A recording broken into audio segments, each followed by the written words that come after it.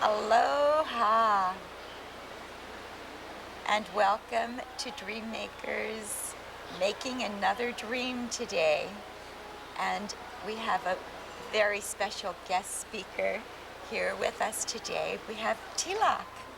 And for those of you who do remember our last show with him, so many of you enjoyed it so much that he has given us this wonderful opportunity to share more with him today. Thank you. Oh, thank you, Arielle. Aloha. Aloha. Mwah. So welcome. Thank You're you. enjoying Maui? Yes, I'm enjoying Maui, and this time I stayed more than last time, and it was nice. I think so many hundreds of people are coming into this adventure now. I would, well, it's really very difficult to imagine why, right? I mean, when people share Yeah. the experience that they have with you, I mean, people are drawn like flies. Oh, There were so many people Yes. with so many good vibrations at your Yes. public talk the other night. and I would say actually it is more like they are flying like butterflies, being caterpillars before. I love And that. this is a form of a metamorphosis. But I was fascinated by not only the kind of the response of the public, but genuine actually interest about people who are seeking liberation and life as an adventure. I found really a nice group of people in Maui that I would say who are truly sacred warriors. They have been waiting and patiently in sacred silence.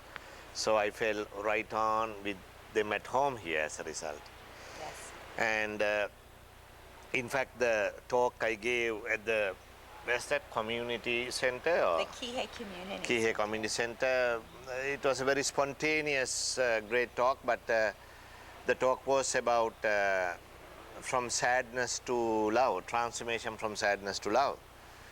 And it definitely touched people's heart because basically we are all having, however life is exciting and wonderful, there is a certain form of sadness that remains with us, that always waiting to evaporate and blossom through our hearts.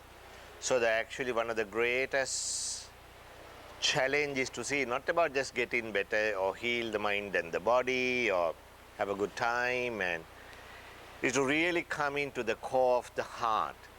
In the core of the heart there is a certain seed, almost like a little icicle waiting to evaporate. And I was very pleased that I had so many opportunities of many people here. They have been waiting at the edge of a cliff, like waiting to be carried away. So that was wonderful experience to have it. That is why I suggested the next one when I come here, which I like to introduce now with you, Arielle, Yes. is to speak about the transformation from magic to mystery. I love that topic. Yes, because if you really look at actually what is awakening, enlightenment and freedom, spirituality, and all those words that describe or trying to describe something, we actually don't have a definite body impact when we speak about those words. But when we speak about words like that we can relate to organically we have gone through, like if you say sit down, we know what it is. If you say sleep, we know we have a feeling. Or if you say wake up, or but when you say awakening or enlightenment, it doesn't really, the body doesn't really respond to it, but the mind can have a lot of fantasies around them. But truly those words, however, suggest, number one, is a space in which one person experience without any pressures, without any law and order.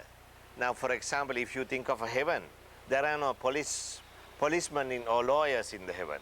You see, they are all back on the mainland. No love lawyers. No lawyers and police officers, like you see. So, but to have that within actually a living world, that kind of experience. Now that is fundamentally very challenging, provoking idea even, you see. So most of the things what we talk about, they signifies freedom. Freedom from actually being controlled, freedom from being manipulated, freedom from being a hostage, freedom from being pressured to do things. So in the name of actually awakening or enlightenment, what we are trying to do is we are trying to free ourselves from other people or other beliefs or conditions that restricts us, and also from ourselves that we have put on to our life various laws and orders and punishments and rewards. And you are not just one human being, you are an organization, you are a city itself, you are like a whole community itself, because so many streams of thoughts and things that are running through life, you see. Yes. So first idea is actually awakening, enlightenment or nirvana suggests freedom from actually bondage. Freedom from bondage of any kind is a total space of lightness. It's a space of lightness that actually can come only because there are no walls, only because there are no boundaries in that space. That would be pretty amazing, Tilak. You know, I'm sitting here trying to envision that. Yeah. You know, when I think of the boundaries that we have set up in so many different directions, Right. that we're not even conscious of. No, we are not conscious of our boundaries because of the survival mechanism that goes along, the biological and natural survival mechanism that goes along with us. We are not aware of the boundaries that exist within us that way. And then number one is actually that. Number two is actually we have got so accustomed to live within us. We are so accustomed to be who we are. Most of our life is very habitual. It's a conditioning patterns that we repeat day after day after day. Right. We wake up in the morning and bring the same inner dialogues we had yesterday. We wake up in the morning and have the same habitual patterns and emotions. Emotions carry in the way. How about you had a deep grief for 3 days and next day you wake up? No grief but sweetness and wonder. Now that is actually what his transformation is. There is a part of us which refused to change. We actually want to change, but we refuse to change. And hold on to the dear pattern and the known misery rather than the unknown grace what can be there, like, you see. So there are so many patterns within us. And other one is our minds are very superstitious. We don't, anything that actually you believe that brings you down or brings you bad luck or brings you unhappiness or sadness is a superstition. Anything that actually you feel that will be going against you is a superstition. It's not a negative idea or anything. It is not just like Friday the 13th. They are all actually based on a belief that there is something not right or something not good enough can come to you. So in many ways, more than one, you could say there is a certain way that you wanted to change and you wanted to open yourself and have transformation. But at the same time, there are so many restrictions that actually governs you and keeps you in different styles. That's there. It's so true. I know in my own journey for myself, I have seen, I think I get rid of so many, and when I think I get rid of so many of those boundaries, I see there are so many more that I didn't know were there. That's right. And as a result, one other thing that happens is because of our inability to, express and feel free, we actually, our mind is set for various goals and fantasies. The fantasies are actually the magical nature of what it looks like to be awakened or enlightenment or psychic powers and all those things. What people believe as powers, what people believe as powers finally are not about powers. They're about control. They're about you put in set as a pilot so you can maneuver and get away. The whole idea actually, that you wanted to become a Peter Pan. It's not to experience a joy of flying free. It's to impress that you can do something that others can't, or to actually have the ability to, control other people, or to appear and disappear and manifest various things that others cannot do. It is not about an act of compassion. It is an act of actually ego, mind-blowing energy to impress. Because we are always trying to impress somebody. We are always trying to prove something to somebody.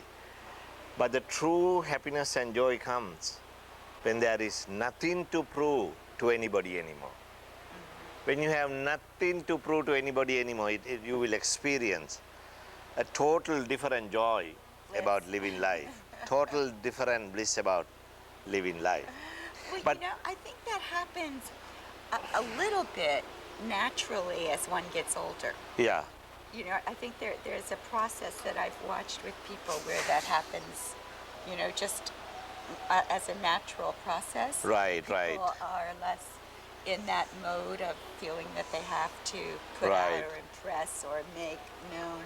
Yeah, And I've seen that in many great teachers. And I was saying yesterday to one of your students, Yeah. one of my fellow students, yeah, that I find that one of the most wonderful things about your work yeah.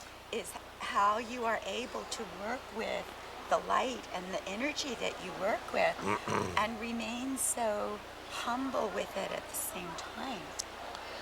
Because actually the true experience about life is living itself. Living itself is a very humble experience. Living itself is never some kind of extraordinary supernatural space of, flying through the air or walking through the walls or walking on the water or those kind of, magical effects like. Yes. But rather it is actually, rather than walking on the water, it may be better to actually, you can float on the water and see the blue sky. That sounds And great. then surrender to actually the great space to be carried away, like, you see. Well, I'm trying to say there is within us, there is a certain kind of unworthiness.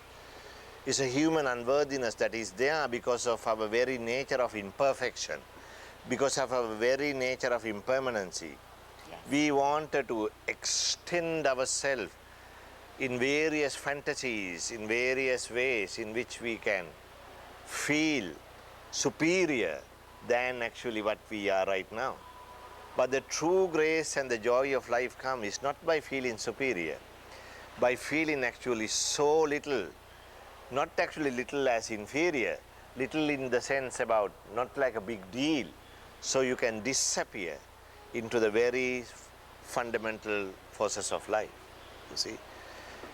And I remember one time you were talking about this, the power and the energy like, and I was a couple of years back, I was walking in Toronto in Yonge Street, and in the summer I just passed a man. This man was 6 feet, over 6 feet tall, bald-headed. He was wearing a three-piece suit, a great looking guy, and when I passed him, our eyes just met for a moment, and I took about 2 more steps and I knew he was waiting, and I looked back. When I looked back, he has turned around and he was in the salute position, waiting, knowing that I will turn back, like this big guy. And I just turned back and I returned the salute at him. And then we waited like that for a moment on the street, in the pavement, where all the other people are walking around like. But we waited almost about 2 minutes. Wow. Now 2 minutes is a hell of a long time if you think of time. And in the corner of my eye, I can see another group of people just collecting around us. Group of people collecting around us. And they collected, and then suddenly we just said, without any words, like goodbye, and we just went away like. When we went away, some people ran after him, some people ran after me, and who are you, what did you do, da da da, we didn't talk anything, we went. About 2, 3 weeks later, I was in a bank in Canada and I was doing some transaction and I was in a line and somebody comes and tells me, come, the manager want to see you. I said, no, I'm just opening account. No, no, he said, then I went. He was not just the manager, he was a general manager. I went there and he gave me a file and that was this guy. That was this guy. He gave a file and he said, oh, I'm so and so. And I said, I'm Tilak. And we exchanged hands and he said, what are you doing tonight? And I said, what I'm doing. He said, no, that's not what you're doing. You're having dinner with me and my wife. Oh, how wonderful. And he became one of my best friends and one of my best students. And he said, when we met in our eyes together, Yes. not that actually he wanted to turn around or salute me or anything. Something actually popped out of his heart. And he could not resist but turn. It was like a natural, it's the most natural reflex Yes. that went in his body in appreciation. What a And that was a very, very sweetest moment. This is one of the general managers of one of the biggest banks and a person you will never ever imagine as a sacred spiritual warrior.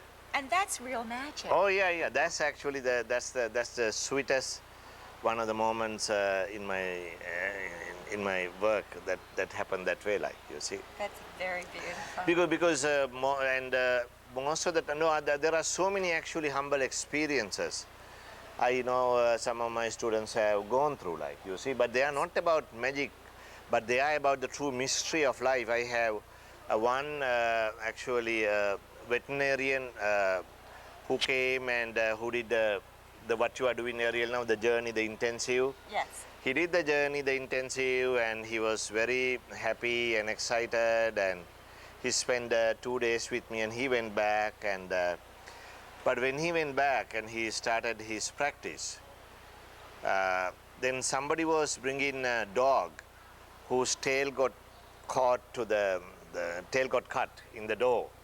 The dog was screaming and in such severe pain, and he was bleeding, and this girl actually was bringing the dog, you know, in her arms to the clinic.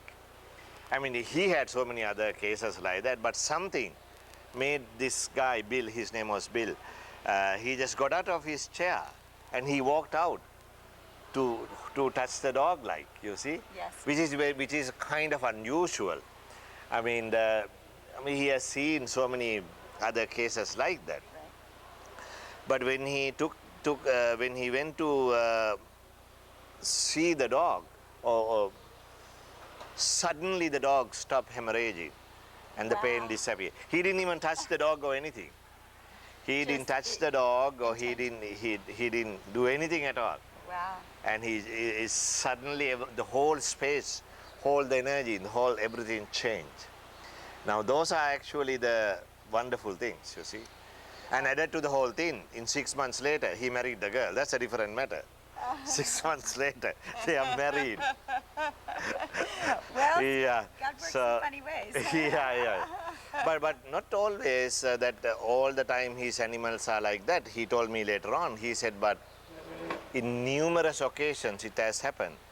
He said he can feel it in his heart that suddenly it comes out and it just touch and then it goes away, like, you see. So there are certain ways in which it can just happen to many people, you see. You know, Go ahead, Derek. I always wanted to be Windy. I didn't want to be Peter Pan. I wanted to be Windy. Yes. And I always felt like I could fly like Windy. Yeah. And that I could do everything Windy could do. And when you were talking about Peter Pan, it made me think about, well, but I used to look at Windy and think, oh, I could do that. And I used to envision myself flying around like Right. Windy. So I think there's a point there where we see something and we think that we can do it too. Yeah. You know, when people see you, for example, or they see another teacher or someone Yeah. else doing something, Right, of course. that is such a... I know. But the beautiful part about it, most of the things when we see, we feel like, I wish I was that, or I wish I could do that, comes out of a certain sense of helplessness, or a certain sense of certain kind of a sadness we have within us, that which is not always actually felt as either a sadness or a helplessness, but nevertheless, the experiences, true experiences that we go through within our life, you see. Because it is not about like actually what a Peter Pan can do. How about actually what the Peter Pan can feel in the heart? Like, I mean, that's actually, it's not about what he can do, what he does outside, like how he feels within his heart. Now that is an amazing imagination, even if you want to imagine what kind of a feeling that could be like. See, that's totally different. That's totally different. Because we normally always actually look at what is the outside. Outside means what happens within, Right. within you, like, you Right. see. So, but actually rather than what happens within you, there is a certain sense that we can experience inside. See, I know I have gone through many waves and waves of awakening or realizations in life. But the most important one is, however, it is not about the outside impact.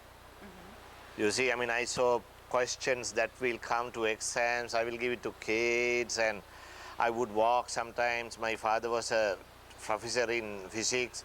I had occasions where the fire extinguishers came out and like there are so many things that has happened, but they are not actually the true magic or the thing. It's about actually how I felt during that moment, Right. how I felt at a certain time that was there, like, you see. Yes. See, when I was a little boy, when I was in the 7th grade, this is back in Sri Lanka, I had a tremendous energy within, like that was always coming out in different styles, in different ways. So one time, I remember we were about to go to school, and I suddenly just took my, I told my mother I'll be right back, but I just took into my shoes and just ran to the town.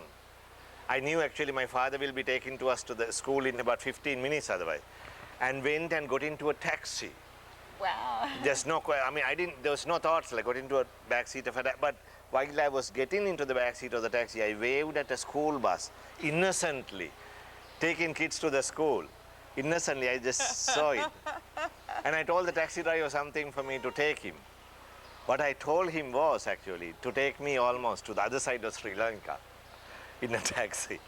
And he said, yes, sir, and he started driving.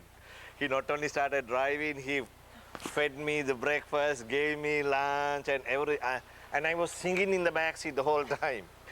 And he was talking to me and everything, and I didn't have any thoughts, like I was just in a very different space. And by the time we came to Gampola, this certain mountain town in a city in Sri Lanka, and it was one-way traffic, and so they have to stop the taxi for a moment. It's like San Francisco, the roads there.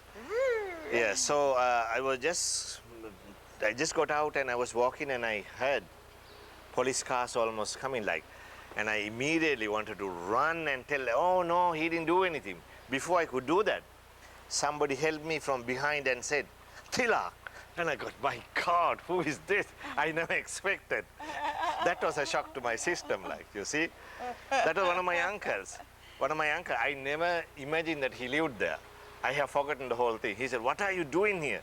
I said, no, I just came in a taxi. He said, you came in a taxi, sure. I'm just saying, relating this experience to say what happened to this taxi driver. And so anyway, I said I came in a taxi, and he said, oh, sure. So he went to his shop and he called my father. Moment he was calling my father, those days you have to get it through the operator, the lines, Right. not direct lines. He was trying to get the line to the operator. Operator said, hold the line, and that was the end of it. All the lines went out. Oh. All the lines went out. He could never talk to him. Finally, he put me on another vehicle going to Colombo, and I came home. It was almost about 14 hours later. from the time I disappeared. And I never thought I was running away or anything, because it was something that went through my whole space. But then actually I had to be taken to the police station to really say what happened and the whole thing, because the whole news went in Sri Lanka at that time. Tilak was kidnapped. The kids said they saw me pulling into a taxi. That's how it went. They said they saw me pulled into a back seat of a taxi. And two kids who are very smart, in every class there's a smart kid. He wrote the number of the taxi. There was an alert to capture the taxi light, you see. It was such a thing, but when I went there, this guy, the taxi driver who took me, he was still there. When he saw me coming, he stood up from his chair. I still remember. He stood up his chair and he said, "Yes, sir," like with both hands. Like I still remember that one. Like he had his heart like, it was not like he was angry or upset. Something happened to him, like his whole space. He had opened up. And then the police has asked, "Why did you take a little kid? Why did you, how wasn't that, you know, how could you just imagine this short pants and little boy?" He said, "I had no idea whether he was a boy or a man or a girl. Or, I don't know who he was, but he was singing the whole time. I was so happy." That's what the taxi driver said. Anyway, my father has to pay about $200, and he paid actually about $300. He was a great man, my father. He was so sweet and he protected me. And about 20 years later, about 20 or about 25 years later, back I was in Sri Lanka. The whole family comes to see me. And I felt in my heart, I recognized the guy. That was the driver. Oh, He wow. was so happy. He brought his wife and his children and them and the whole gang. And he said, "You know, I don't know who you are, what you are, sir. That since that day, my life was like I had won the lottery." And beautiful yes, thing. that's a very sweet, actually, a moment in my life that I shared with Thank this. you. You know, it just happened. There's not actually anything else. It just naturally came around, and in that way, like you see. Yes. And it's not like I gave him a session or this or that, or, you know, it's only after my accident, which is actually the mystery of my life, when things began to come around. And since then, I never had I would say I never had a dull moment. Yes. So, Did the magic and the mystery come clear to you during that time? well, actually, I knew the magic was actually what it looks like. See, we see magic because we get stimulated by the ignorance. Yes. We see magic because we don't know how it works. Yes. If we exactly know how it works, we don't want to see it. We don't want to see it. See, then actually the mystery comes. Mystery is beyond magic. Mystery means actually to see beyond this obvious reality, beyond the obvious worlds of what appears as excitement and the beauty. There is something much more deeper. That is why in a session, actually, when I touch or when I just give a certain what I call opening, opening is not just seeing a light or something. It is something that you experience in your heart. It is almost like something that you feel expand in you, within you, like. And I will come here, Mindy, in front of me here. Arielle, we can wait here. Yeah.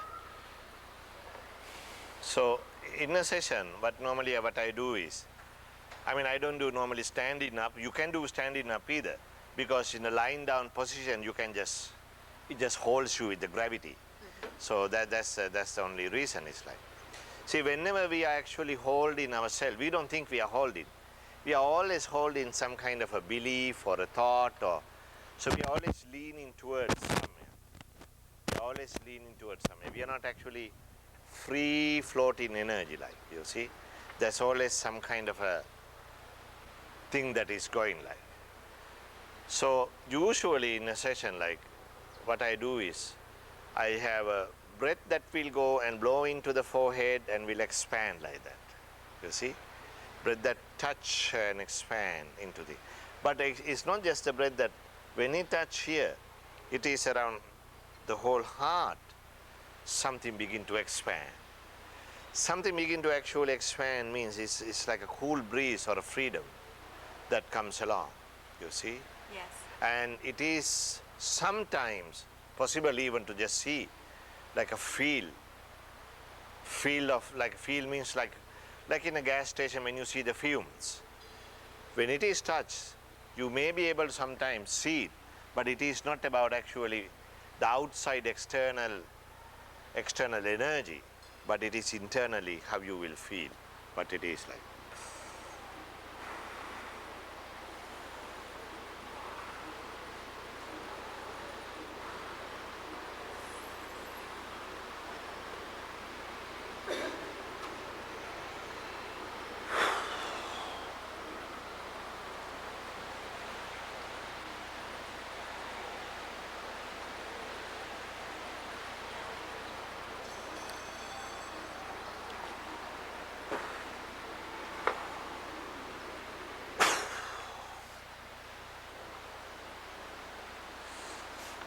Okay.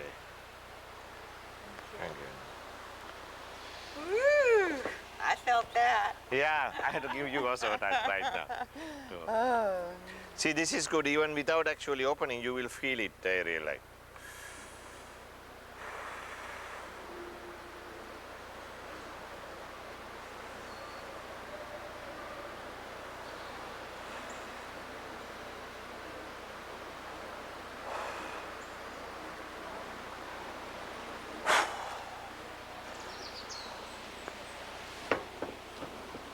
All right.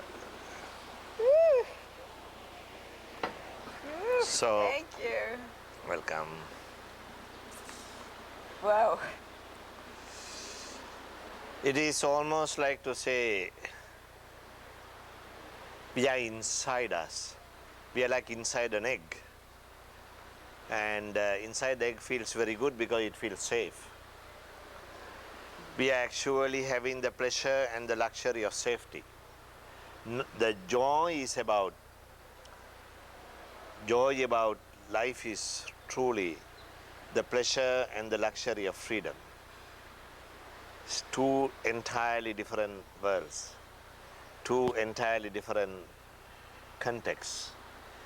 It looks like they are contradictory. They are not contradictory at all. It's like the ocean and a stream. They look so different, but they are connected. The streams are all finally joining with the ocean. Yes. The streams are joining with the ocean. Streams are not the ocean, but they are joining with the ocean. So earlier it looks like all the streams that are there, they are like actually the whole space that comes along. But truly, all the magical nature of life is connected with the mystery. Mystery is like the ocean. It's so vast, so endless, we can't fathom. So when we can't actually relate to the mystery, we relate to the extension of the mystery, the magic of life. Magic of life is experienced by day-to-day living to the fullest intimacy that we are capable of. It is not about actually one day you will be awakened and enlightenment, and then you will retire or sing songs or float around about 6 feet or 6 inches above. It will be bizarre then. It is about day-to-day moments when you are in the kitchen cooking a dish, when your baby is crying without getting angry or upset, when your lover is challenging or annoying you without getting actually reactions, getting into a sweet surrender. Those are actually unbelievable moments. Now those are the moments that seems really very natural and human and natural human and part of life, and to say those ways actually is another story. It is natural and human and everything, but if it is what is divine, we even come out of what is natural and have an overflow and become divine. And that is actually the adventure of living life. Living life is actually not about you will not be sad or you will not be angry or you will not be upset again because you have reached a point that of no return into a negative life or a darkness or shadow. Not at all. It is about having to live your life in a very fundamental human way, and getting angry and getting sad and upset, but having them as no reactions, letting them actually transform from the tears of sadness into tears of rainbow drops, like to realize the appreciation. Now that is actually the greatest adventure is. Greatest adventure is not actually you come to a point of no return and you never have a darkness or pain. It is actually whenever there is darkness, whenever there is pain, you acknowledge that is there, not actually as an emotional or mental acknowledgement, almost like a natural reflex. Like when you are driving your car, somebody jump and you have either brake or how you maneuver it. And a great sacred warrior, when his life is being challenged and provoked with emotional response to life, he changed automatically without ever hurting another person and without ever hurting himself into the space of grace. Now that is actually what is sacred means. What is divine means actually, not about there will be no darkness, night time in your life, there will be all only daytime. It will be very weird if there is no night time at all. It is actually going through your life in day-to-day functions, appreciating and in a passionate way that is there, but not holding any anger or sadness for future vengeance or for attack of another kind, but having the heart that will transform them as a reflex, natural reflex that is there, for you to be a great human being.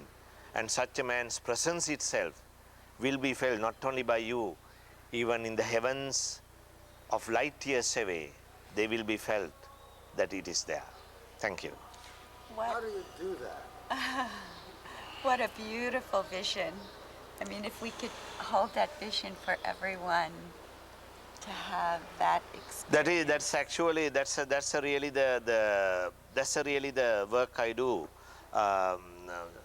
So the thing is, Jason, what I do in the work is two things. Number one is actually I give them a boost by making a little crack in their cosmic egg. Those are the sessions, and for those who are really ready. Cracking in the cosmic egg means actually making them surf effortlessly in life. The sessions or the work makes you feel good with yourself, makes you laugh, makes you feel at ease, and that makes your life effortless. So you can surf whether the currents are little and without whining and being cranky, without actually claim or blame. It makes you surf with your consciousness into a stream of life. And then actually I have few people who are scuba divers in the consciousness, who can really go to in-depth areas and see what else is there. For them actually I offer various different kinds of deep journeys for them to go and actually disappear into other spaces and find things. And those are actually very adventurous tasks. Of course, they consist just like Boy Scouts, Girl Scouts, they go and search things like that. But in the sacred verse also I give what is called like passwords, and also then there are certain conscious projects people have to do. It is not like actually I just touch you and your life is fine, not at all. If I touch you, life becomes dangerous because it becomes adventurous. You can't actually hide and deny anymore. When you don't have to hide and deny anymore, then you have to live your life very real. To live your life very real is actually a very adventurous thing. Not live your life mechanically or artificially, live your life very real. Now that is actually the most important task right now. Wow. Give me something to drink, Mindy. You can just, because he's going to edit this, right? So. Okay. No. Not. Because most of the time when you talk about awakening, freedom and other things, people expect to experience a certain kind of energy or a brilliance and a freedom and light, but still keeping their old patterns of selfishness, manipulation, and doing little lies and other things behind with them. You can't have that way. You can't just actually go through life with, left hand telling this and the right hand telling this way, like, you see. So it doesn't work that way.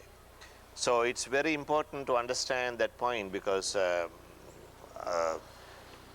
part of our natural nature of life is we are selfish. It's not actually the selfishness is something bad and you should be punished for being selfish. You are selfish for self-preservation and for survival. Self-preservation and survival, you are selfish.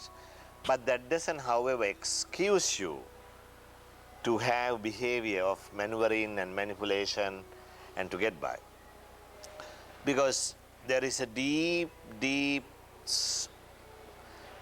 almost like a desire or a certain kind of a energy within us that says, I don't deserve the way I am living right now. I have to have a better life, I should be in a better harmony with love and prosperity and nurturing. It is so, but if you really want to do that, you have taken a very daring step. If you want to have a good life, you have to take a risk. Risk of actually losing even what you already have, and a risk of even not getting what you really want. And that kind of a risk is actually the true nature of the adventure.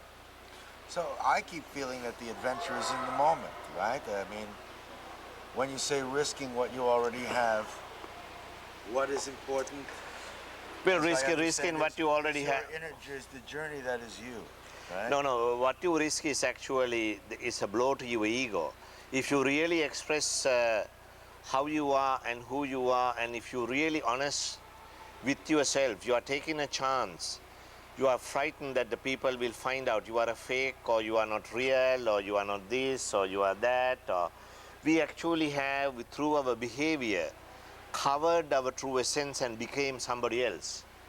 And what appears to be you is not exactly the true essence of who you are. Not that you are not, but as a result, we don't truly express. We always try to please people. We always try to make people at ease. And it doesn't mean you have to be rude and aggressive or weird, not at all. But you can be honest and truthful. And most of the relationships people have, whether they are with a man and a woman or friendship, they are can be very artificial. You know, wanting to have various needs fulfilled and arrangements. And if you truly a sacred warrior, whether you live by yourself as a monk or whether you are a king surrounded by millions, it doesn't matter. It is almost like whether you are a wild flower in the jungle, never ever seen by anybody else, just you blossom by yourself, or whether you are the most beautiful rose flower in the Garden of Eden, watched and admired by everybody. You are just the same flower. You are just the same flower. See, that's the difference. Here we always love to be the flower that will be admired and appreciated and respected by everything. Yes. But in order to do that, we create a lot of drama around us. We create a lot of drama around us. The sacred warrior or the sacred woman or the man will find that the need to create drama will ease away. And that's a very, very different pleasure of living and a very different joy of life that comes along. It's very important to see that. You know, Tilak, I know there are different ways about reaching the same paths on the journey. Yeah. And one part of my studies was that I went through years of really working on letting go of all the things that I thought I was. Right. And you know, it was a scary experience. Yeah. Because it got to a point where you feel like you're really nothing. Yeah. Because truly speaking, actually, the whole letting go idea itself is not absolutely true. Because if you really scream and cry about all the things that happened in your life, still there are leftovers in you. Although you may not remember, although you may not feel, your life actually, there is nothing to let go of. I mean, it's very difficult to understand. Because we always feel that there's something to let go and live our life, like you see. That is because we don't feel the freedom to be connected. And when you don't feel freedom to be connected with the forces of life, we experience as something is left over within us. Because then we are actually working always within us, around us to feel better. You have to really relax. Yes. You have to relax, and when you are relaxed, a very different force of combustion begin to ignite within you. Life always provides you with a force of attraction that is higher and deeper than your self-absorption.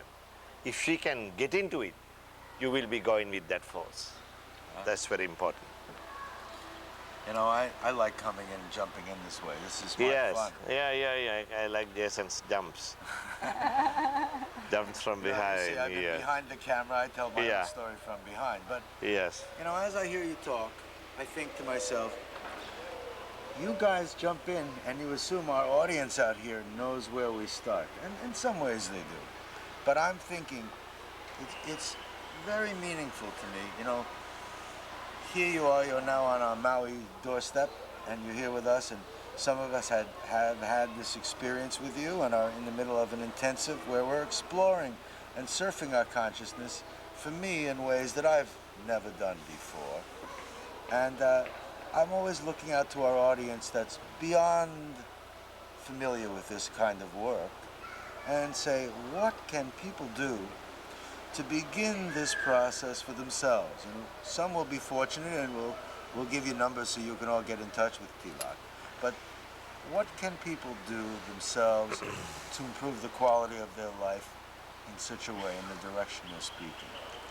Well, one of the things is to really realize that you are here to have fun. There are three major realizations I would suggest. Number one actually is like if you're not here to actually have a good time with life, then you are in the wrong boat. Wrong boat. Right. If you feel you are here for some serious work or some serious realization and to experience something that is as if you're almost, you know, paying back a punishment, like, you see. You are here to have fun. And what is fun is not just entertainment. What is fun is not just stimulation. The deepest fun means actually overflow of true attraction and sweetness that can come out of your being. Fun is not to be misinterpreted as a quick rush through your five senses. Fun is not to be misunderstood as a quick fix of your energy or life. Fun means to be carried away. You are here to have fun in life. If you're not having fun, if the play is not fun, there is something serious you are telling with your mind. And all the sacredness, all the great grace and everything is about connecting with the deepest intimacy you can experience while you are living life.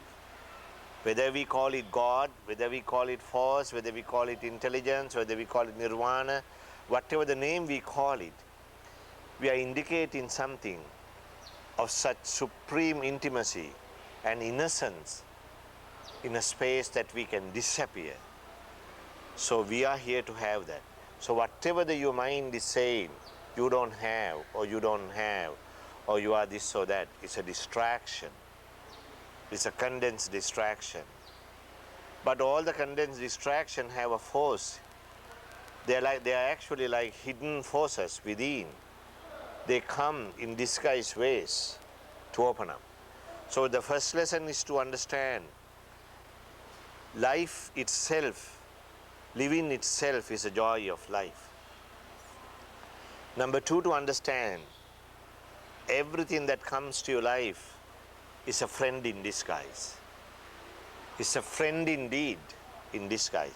Although they may look like enemies or foes, they are friends that carry a certain kind of light within you. And number three, to understand is like there are no actually truly darkness or pain. Any shadow or a darkness or pain truly is the absence of light. And if you can bring the light into any pain or any darkness or any shadow, no darkness or no shadow will stand the force of light.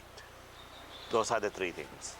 Now I'm gonna say, this as a personal experience, that's wonderful advice. Now, I would think I'm playing viewer. Yeah. Well, that's nice, and if I have the opportunity to do that, but I have a life out there where there's so many people that don't come from that space, aren't aware of that, and they carry a lot of different energies, and maybe I can bounce off them and be okay in my own personal universe, but can we impact the whole global condition? What can we all do to, when you say... In order to actually have a global effect,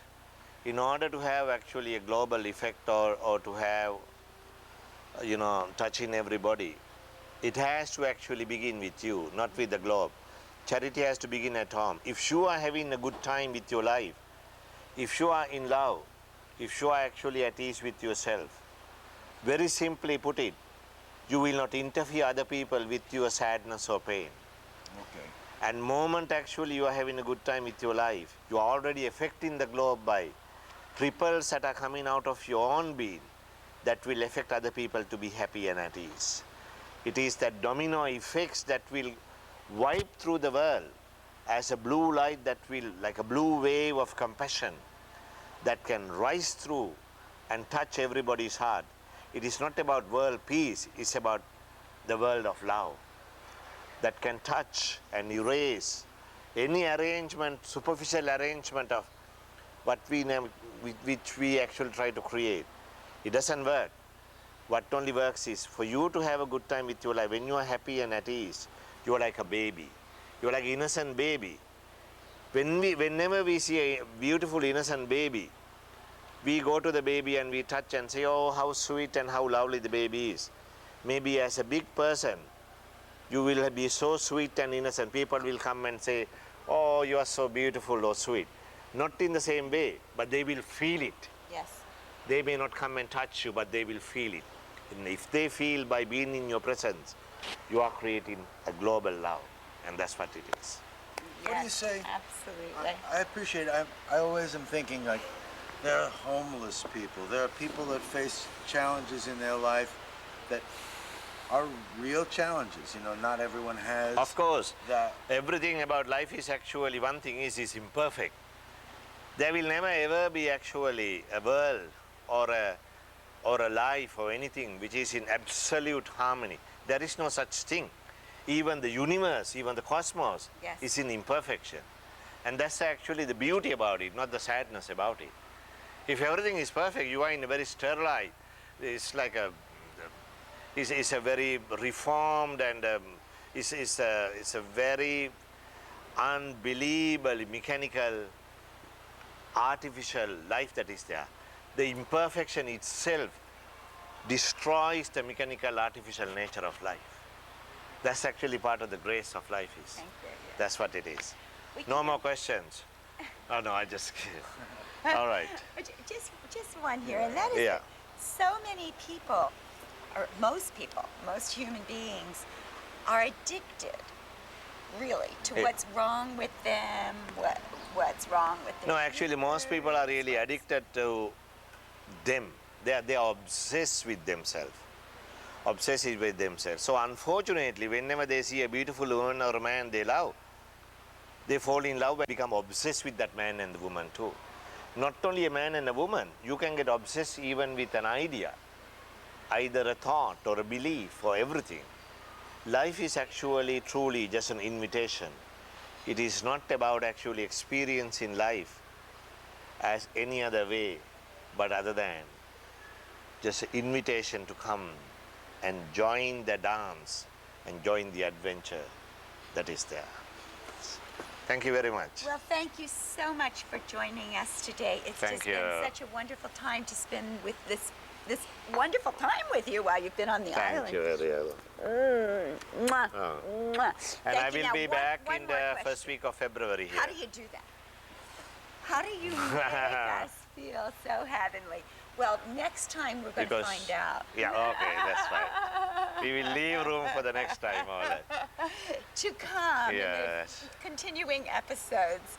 And Tilak is going to be back with us in February. I'll be here for 10 days in February, first week. So, you know, book your time with him early because it's really a very, very wonderful experience, and I feel very honored to be here with you. Thank so you, I know Arielle. you want to go, and thank you for joining us, and thank you so much. Oh, Mwah, I thank love you. you. Love you too. And I love you too. Thank you. Aloha. Aloha.